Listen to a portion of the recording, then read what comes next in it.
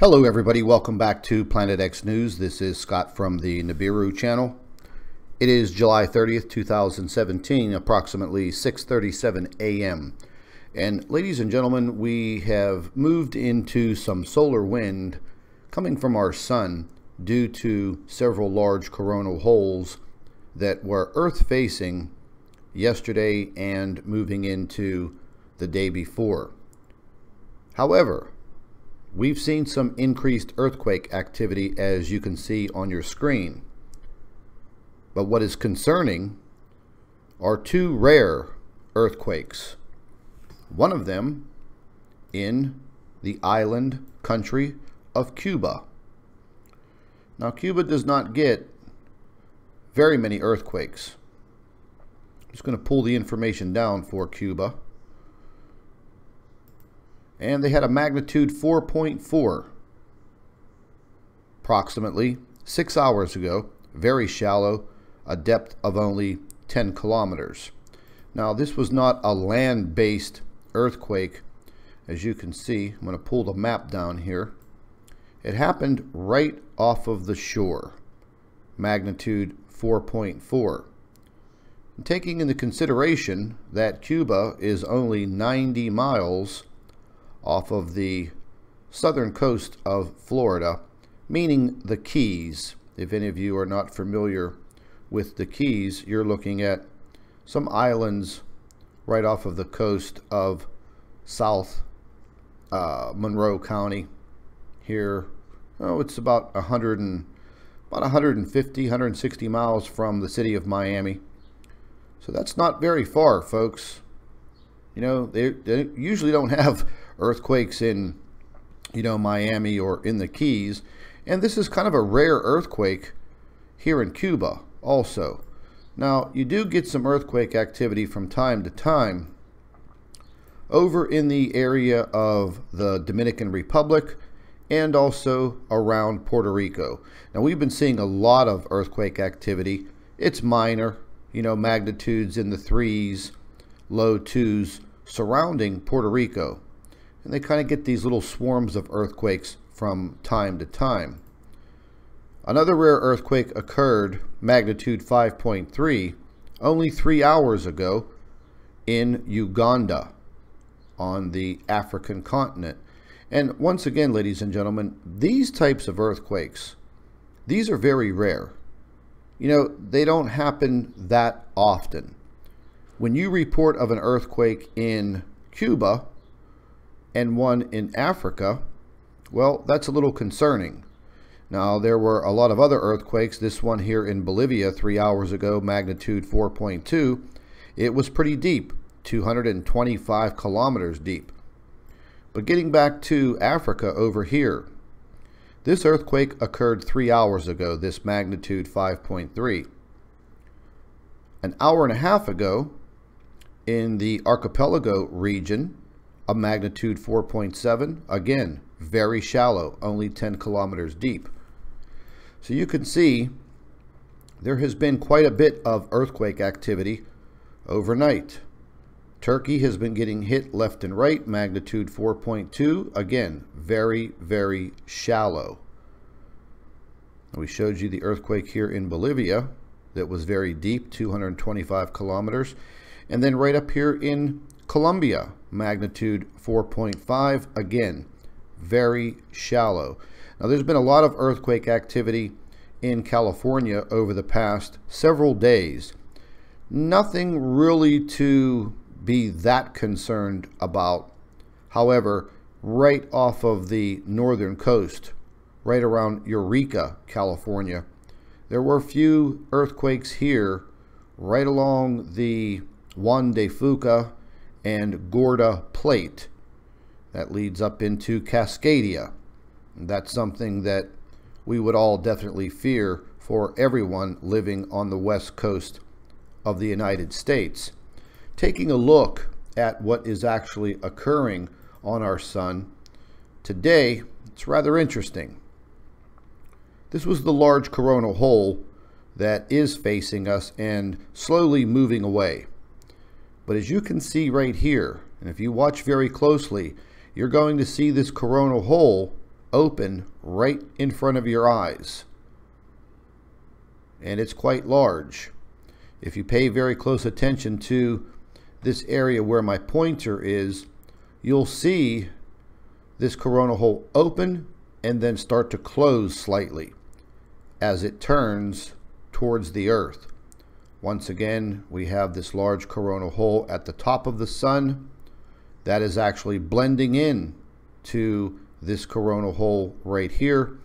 And naturally, we have once again this large coronal hole at the base or the southern pole of the sun. So the increased solar wind will definitely be coming. This will induce more earthquake activity as the days go on. So if any of you do live in earthquake regions, make sure you heed that warning. Now, let's get over to some solar wind. As you can see, the solar wind is really not that high. It's actually kind of low, especially with these types of conditions. And you can see a little bit of the reversal of the solar wind. But folks, once again, they're deleting data. I want you to pay very close attention to the timestamp up here. Once we get to, I think it is about 4 a.m., you're going to see it jump from 4 a.m. UTC time to 8 a.m. 4 hours of missing data. Why is that? So I'm just going to go ahead and move this forward by hand. And we're going to get to about the 4 a.m. mark. Okay, so we see it is 4:06 UTC time. Pay very close attention as I slide this cursor. Bingo. You see that? 4:22, 4:26, 8:31. 4:22, 8:31. 4 hours of missing data for today. First thing this morning, UTC time. Okay, so my question is, what the hell happened? What happened that you had to delete 4 hours of this data? Now, to me, folks, that's concerning. We move over to the magnetopause.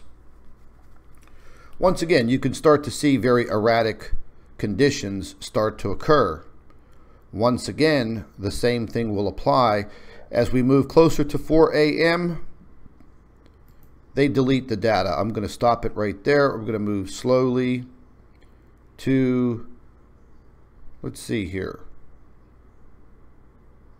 4:22, 4:26, okay, 4:29 a.m., or yeah, 4:29 a.m. UTC time today. And then let's move the cursor. 8:31, 4:26, 8:31. Where is the 4 hours of data? You can see the magnetopause or the magnetosphere change drastically between those missing hours. So what happened in those 4 hours? Once again, folks, the deception is absolutely 100% real. There's no reason to have 4 hours of missing data. The only time they do that is when they want to cover something up. So I just want to bring that to your attention. We're going to see some increased earthquake activity. There's no doubt, folks. We may see some increased volcanic activity, but that's already been increasing over the past year. But this is, once again, something that we have to heed caution. When they start deleting data, large chunks of data, 4 hours missing, you saw it with your own eyes. Go to the ISWA site, check it out for yourself. This is the solar wind and the magnetosphere, both of them identical, having 4 hours of missing data. Once again, you know, it makes you wonder what is going on. Why do they have to delete the data, or why do they hide the data? Something must have occurred during that 4-hour period that they absolutely do not want us to see. There's no way for us to get that data. They have it. They won't disclose it. They're hiding it. Once again, as I have stated before, and I will reiterate, the deception is real, coming from these space agencies. That's the bottom line, folks. They're not going to just come out and tell us everything. That is against their rules. And that, my dear friends, is wrong. Anyways, ladies and gentlemen, I wanted to bring all of this to your attention. That's what I do. Later on this morning, we're going to be on a live stream, hopefully with Prep Aussie and the doctor. Some newly discovered photographs coming out of Germany that will probably blow your mind. So make sure you stay tuned. This is Scott from Planet X News and the Nibiru channel. Thank you for watching.